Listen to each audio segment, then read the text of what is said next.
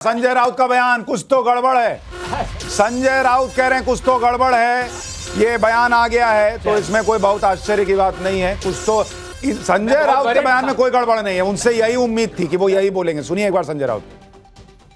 पराजय हार जीत लोकशाहीमध्ये हे होत असतं आणि त्याच्याविषयी आम्हाला काय म्हणायचं नाही, पण जे निकाल लावून घेतलेले आहेत, जे निकाल लावून घेतलेले आहेत, त्या लावून घेतलेल्या निकालावर माझ्यासारख्या लोकशाही मानणाऱ्या माणसाचाही विश्वास असू शकत नाही।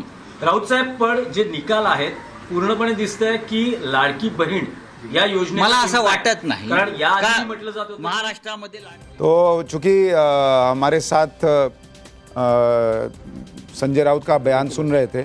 ये बताइए सर, आप तो मुंबई में रहते हैं, मैं ठीक ट्रांसलेट कर रहा हूँ, वो यही कह रहे थे कि उतार चढ़ाव हार जीत लगी रहती है, लेकिन इतनी बड़ी हार ये विश्वास नहीं। देखिए सुशांत जी, इस बात को भी तो स्वाभाविक है क्योंकि ऐसे नतीजे तो किसी के भी दिमाग में नहीं था। मैं समझता हूँ कि देखिए, मैं कोई आरोप नहीं लगा रहा हूँ, लेकिन मैं नहीं एक मिनट, लेकिन शांत, एक मिनट, इलेक्शन कमीशन को इस बात का जवाब देना पड़ेगा कि जब बंद आपने एक बार बताया कि 61% वोटिंग हुआ है, अचानक 5% वोटिंग 2 दिन के बाद आप अनाउंस कर रहे हैं, वो मुझे लगता है कि ये होता कैसे है। अरे ईवीएम तो मशीन है, आपको तो मालूम होना चाहिए कि कितने वोटिंग आ गए, फिर 24 घंटे या 48 घंटे के बाद 5% बढ़ गया, ये कैसे होता है? इस पर कोई बातचीत तो होनी तो चाहिए। इसी से मैं समझता हूँ कि जनता में जो संदेह आता है, यही एक बड़ा एक दुर्भाग्यपूर्ण एक मिनट, बीजेपी सरकार बनाए उसमें कोई समस्या नहीं है, लेकिन कोई तो रियलिस्टिक तरीके से जीतो ना। 160 170 पे जीते तो हम कुछ ना कहते। सर ये रियलिस्टिक तरीका रियलिस्टिक नहीं है ना। नहीं, ये गड़बड़ है, लाना तब हम मानेंगे, नहीं तो नहीं मानेंगे। ये क्लियर धांधली है, मैं तो साफ कह रहा हूं धांधली है। सर मैं आपको एक बात बताता हूँ, देखिए विवेक जी, कभी तो विपक्ष को अपने अंदर झांकना, कभी सर मैं कह रहा हूं कभी तो उद्धव ठाकरे झांकेंगे कि मेरे पापा कहते थे कि बाबरी मस्जिद हमने गिराई, ताल ठोक के कहते थे बाल ठाकरे, उनका बेटा कह रहा है हमसे गलती हो गई। नहीं, तो वोटर को नहीं दुख होगा उनके? बिल्कुल नहीं, ऐसा नहीं है। देखिए ये अगर वो औरंगजेब की तारीफ करेंगे और बाला साहब ठाकरे कह रहे हैं औरंगजेब को, क्या उनको वो वोटर को नहीं दिखेगा?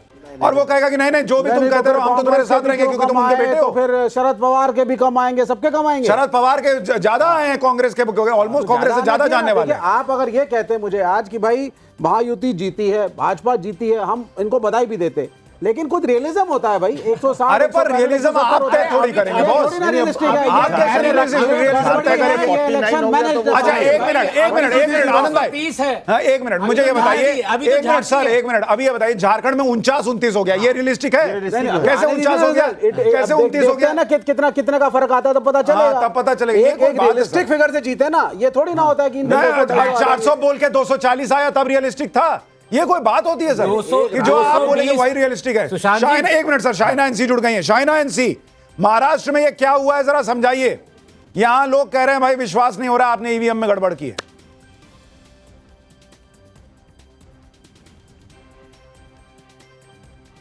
आप म्यूट हैं, म्यूट हटा दीजिए।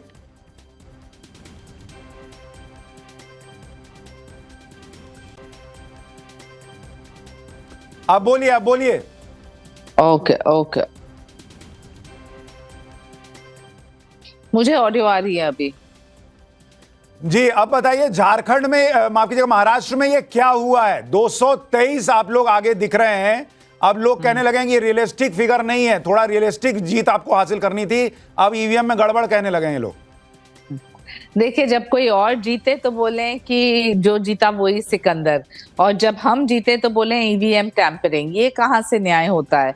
महायुति के नेतृत्व को हमने देखा है, जिस ढंग से कांग्रेस ने अपने नकारात्मक बयानबाजी की, संजय राउत और उबाटा सेना ने स्पर्धा लगाया कि हर सुबह हम कुछ नैरेटिव सेट करेंगे जो गलत है, तुष्टीकरण की राजनीति की। वहां दूसरे तरफ महायुति ने सिर्फ और सिर्फ प्रगति की राजनीति की, और वो प्रगति आदरणीय एकनाथ शिंदे, देवेंद्र फडणवीस और अजीत पवार के नेतृत्व में है और हमेशा रहेगा। माननीय प्रधानमंत्री ने जो लाभार्थी के लिए किया, पूरे देश में आज इसकी चर्चा है। और आते हुए दिन में हम सब जानते हैं कि जिस रफ्तार से यहाँ प्रोग्रेस, मुंबई जैसे शहर में अटल सेतु हो, मेट्रो हो, कोस्टल रोड हो, बुलेट ट्रेन हो, अनगिनत ऐसे प्रोजेक्ट्स हैं। लोग क्या चाहते हैं? आज जब माननीय मुख्यमंत्री की लाड़की बहन योजना से 2.5 करोड़ महिलाओं को 7,500 मिला है उनके बैंक अकाउंट में, क्या वो प्रभावित नहीं होंगे? हर एक महिला ने वोट दिया है तो महायुति को, हर एक युवा ने वोट दिया तो महायुति को। इंटर्नशिप स्कीम हो, स्टाइपेंड हो, हमने देखा है कि फार्मर्स हो, उनको जो एक पेंशन स्कीम्स मिले हैं, उनको जो डायरेक्ट ट्रांसफर मिला है, जैसे कि प्रधानमंत्री ने कहा 4 वोट बैंक है।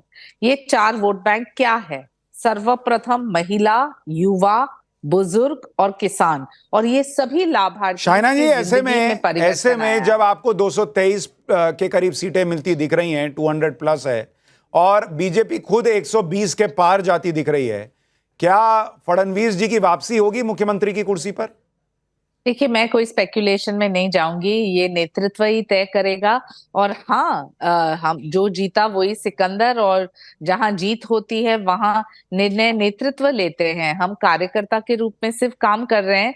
और क्या कार्यकर्ता शाइना एनसी की इच्छा है कि फडणवीस जी को वो मुख्यमंत्री की कुर्सी पर देखें? कार्यकर्ता का एक ही लक्ष्य है और एक ही रिक्वेस्ट है कि महाराष्ट्र को एक विकसित महाराष्ट्र बनाए, और उस दिशा में हम काम करें कि हमारे लोगों को फायदा हो और ना सिर्फ नुकसान। क्योंकि जब पटरी से उलट के गाड़ी जाती है, जैसे कि हमने देखा महाविनाश अघाड़ी ने जो जो करतूत किए उनके शासनकाल में, उससे बहुत नुकसान होता है आम पब्लिक को। हम सिर्फ चाहते हैं कि हमारे महाराष्ट्र के लोगों को फायदा हो और आते हुए दिन में एक विकसित भारत बने। ठीक है शाइना एनसी जी, बहुत बहुत आपको बधाई। बहुत धन्यवाद। फिलहाल लग रहा है यही नतीजे रहेंगे तो आपको जीत की बहुत बधाई। 224 पर बीजेपी गठबंधन है। लेकिन झारखंड के लिए आपको बड़ी खबर बताऊं, झारखंड में बड़ा उलटफेर, बीजेपी गठबंधन अब 28 पर आ गई है और जेएमएम गठबंधन ने बड़ी बढ़त बना ली है 50 सीटों पर। और वहां पर जो 28 आदिवासी सीटें हैं, वहां पर जेएमएम गठबंधन 23 सीटों पर आगे चल रही है। एक बार संजय राउत को सुन लीजिए, वो हिंदी में कुछ कह रहे हैं। कारस्थान हो गया है और उसकी तैयारी पहले से चल रही थी। हमने ये महाराष्ट्र जो गौतम अडानी के जेब में जा रहा है, मुंबई जेब में जा रहे हैं, हमने विरोध किया।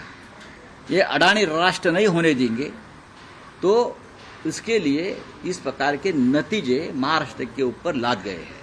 ये जनता का कौल हो ही नहीं सकता। महाराष्ट्र की जनता का मन हमें मालूम है, ये हो ही नहीं सकता है।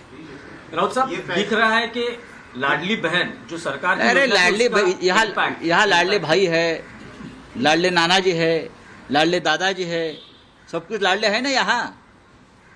हमको मालूम है क्या है ये। इतनी ये निर्णय जो आया है, ये नतीजा आया है, ये जनता का निर्णय नहीं है, मैं इतना ही कहूंगा। नहीं राउत साहब, लेकिन लोकसभा चुनाव के वक्त आपने जो जनता ने कॉल दिया उसको उस वक्त भी हमने कहा था मोदी जी हार गए हैं, लेकिन चाहे महाराष्ट्र हो चाहे और स्टेट में गड़बड़ की है। महाराष्ट्र के नतीजे भी उससे ज्यादा आने वाले थे अच्छे।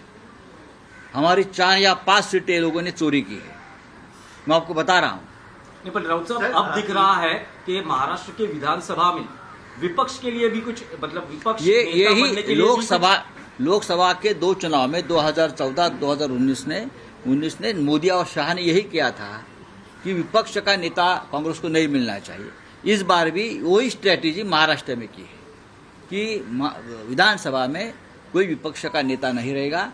ये हमेशा बीजेपी की स्ट्रेटेजी रही।